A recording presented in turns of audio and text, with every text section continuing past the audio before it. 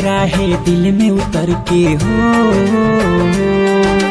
अखिया के राहे दिल में उतर के दिलवा में समैलू गोरी हो, दिलवा में समैलू गोरी हो। मोरा प्यार में कौन कमी भइल दूर दिल से भइलू गोरी हो, मोरा प्यार में कौन कमी भइल दूर दिल से भइलू गोरी हो।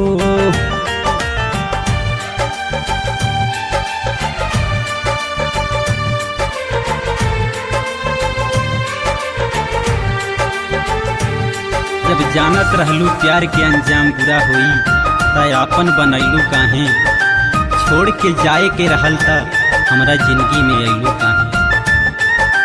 तू बेवफा तोहर प्यार बेवफा, अब ता लागत दुनिया जहान बेवफा।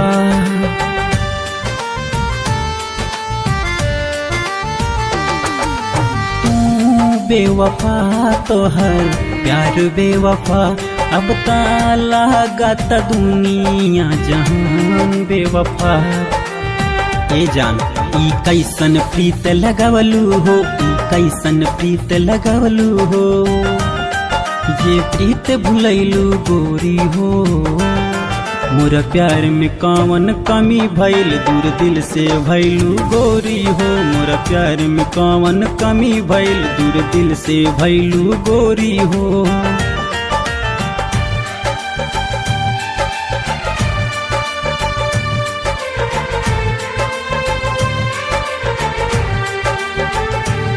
जा खुश रहा शिल्पा केहू और के बहिया में, जा खुश रहा शिल्पा केहू और के बहिया में, अब ना अहे पिंटू तोहरा प्यार के रही।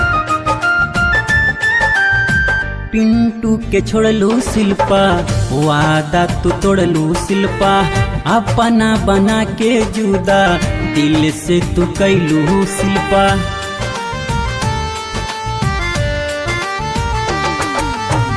पिंटू के छोड़लू शिल्पा, वादा तू तोड़लू शिल्पा, अपना बना के जुदा दिल से तू कैलू शिल्पा।